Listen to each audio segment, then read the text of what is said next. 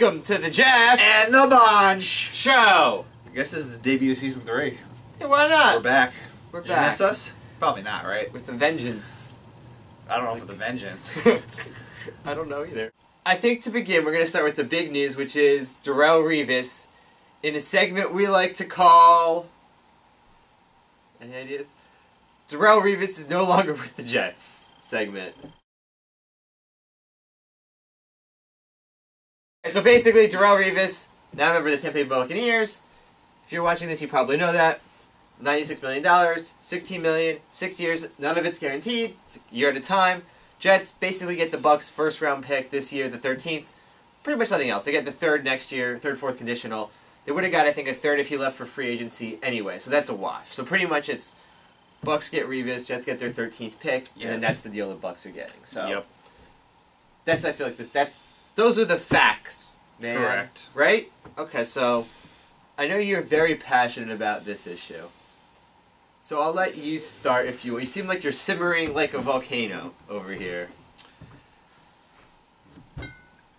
There are moves in the NFL you can defend, that you can say, I've heard, salary cap, you can't build around a corner. Mm-hmm.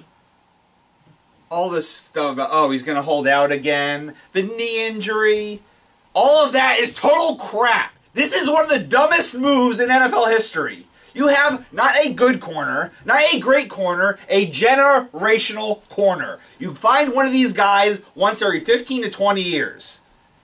Basically, you're never getting a player this good again. Especially the Jets, as incompetent a franchise as they are. You know they're never going to find another Revis. They trade a guy in his prime. I don't care if he's off an injury. This is not about football. This is not even about the coaches or the rebuilding, whatever the Jets want to call it. This is about money. And the fact that Woody Johnson, one of the greediest, grubbiest owners in the NFL, does not care about football, just wants to make a buck, doesn't want to pay the best cornerback in 20 years. It's a guy that you build your entire team around, which the Jets have done. I don't want to hear the, oh, you have to build around a quarterback. No. This guy is not like any other player in the NFL. This guy was the Jets. There was no one else. Like, right now, who are the Jets building their sales around? What jersey are you putting up? All right, well then... Nobody! No. Okay, but then you're sort of going against what you just said because you're saying, oh, Woody Johnson's all about money. Yes, he is! Well, the Jets are going to lose money because of this. Of course they are! Okay, so we're agreeing that, so it's a bad move as far as the money goes. It's a terrible move. Okay.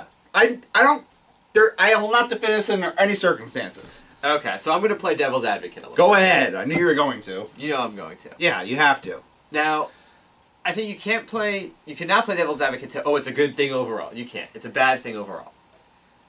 If you're Idzik and you're coming in, you're in a very tough situation. Yeah. We know now the Bucs were really the only suitor for Revis. Yes. They're bidding against themselves. There's no... Everyone knew this deal was happening. We'll get to why in that, and even the NFL knew. We'll get to that in a minute. Okay, so for him, is this bad? For Darrelle Revis or for John Idzik? For Idzik. No, I have no blame towards the general manager. For him, so you don't. I don't blame him because I don't think he wanted to trade Darrelle Revis. He came in, had the job. You know what Woody Johnson said? Woody Johnson said, "We're not paying Darrelle Revis. Trade him. Get as much as you can."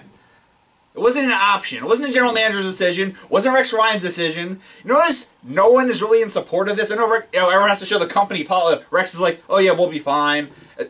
Cromartie yesterday, his partner in crime, Revis. You notice Cromartie said, yeah, we just lost a great player. It sucks. That's exactly what he says. And he's right.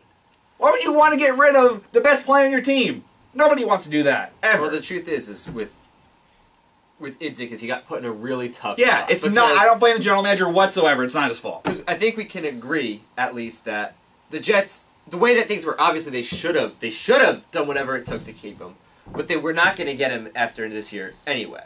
Yes. They would have gotten the third round pick, and that's it. And he wasn't the final piece this year to help them get to the playoffs or do anything. Of course not. So the trade, it's bad that they had to make the trade, but the fact that they did it isn't bad because of the circumstances. You know because of the circumstances. But the circumstances were created by the Jets.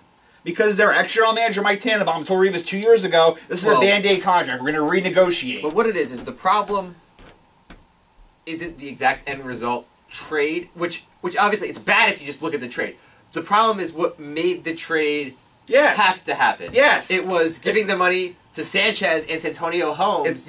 And other bad contracts, the team, basically. But even with the other bad contracts, the new general manager Idzik did a pretty good job of, cutting dead weight, clearing some money up, and if the Jets were willing to pay him, they could have afforded Darrelle Revis, especially with no guaranteed money. Darrelle Revis, as a player, let's talk about him. Holdout. He's a holdout He's guy. a holdout, about the money-hungry guy. Yes, he is. He could care less about the team. He could care less about where he is. I don't know if he cares less about the team. No, but he is who all he is. He's always been that. He held out. All his teammates love him. You don't hear anyone bad. He held out his rookie year. He's a guy who only cares about the money.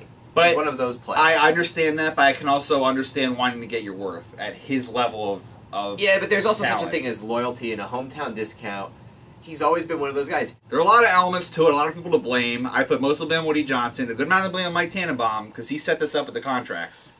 Both Revis' contract and the other contracts on the team. I think it's a weird situation because... It's a sad situation. It's a sad situation because you knew this was coming. And for weeks now. The trade had to happen... Before the draft. It had to happen like this. Yeah. You can't even begin to fathom looking at it just as a trade. Like, oh, you're Revis for the 13th pick, because that's ridiculous. It's almost like all of this culminated in this awful circumstances where Idzik had no choice but to take this as opposed to get completely nothing. The worst part about it for the Jets is it's impossible to get equal value for one of the best players in the NFL. So where there are losers, the New York Jets, there must be winners, the Tampa Bay Buccaneers. Of course. Who basically, with the 13th pick in the NFL draft, selected Darrelle Revis. Yeah. The best quarterback. Not even a top 10 pick. The 13th pick. One of the clear-cut best players in all of football. Yeah. Here you go. With the 13th pick. And they already had a pretty good secondary building. They signed Deshaun Goldson for the 49ers. They got Mark Barron, the young safety. That.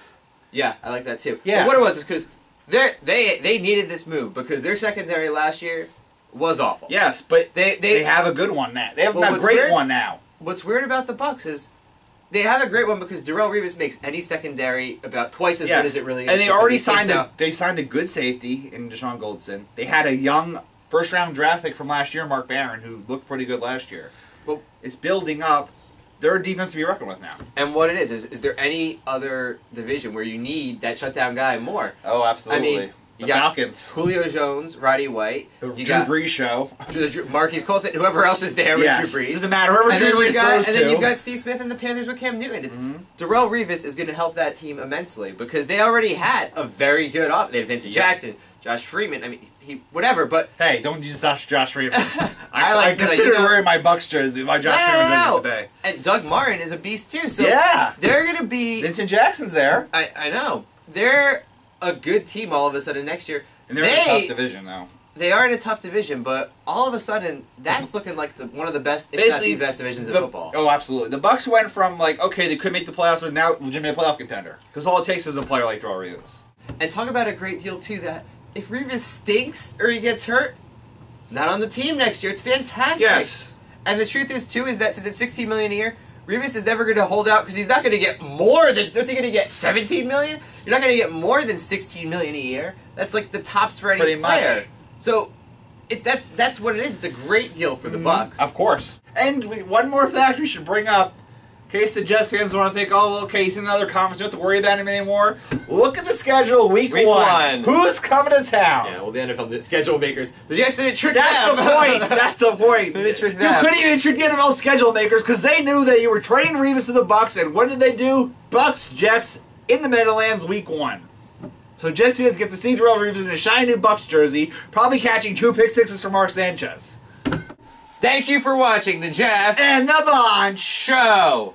Back in the near future, discuss what happened with the draft. Yeah, draft, like Super Bowl pick update, stuff like that. Update. I think after we sort of see what happens with the draft, we'll have a better grasp on these teams. And we'll just get a little cleanup of the off season and everything that's going on. Yeah. Nothing too exciting, but we'll be around. It won't be another 3 months till you see us. Let's put it that way. No. Because you miss us. Yeah, you know you do. You miss us in there, don't you? All right. Goodbye, America! Shalom.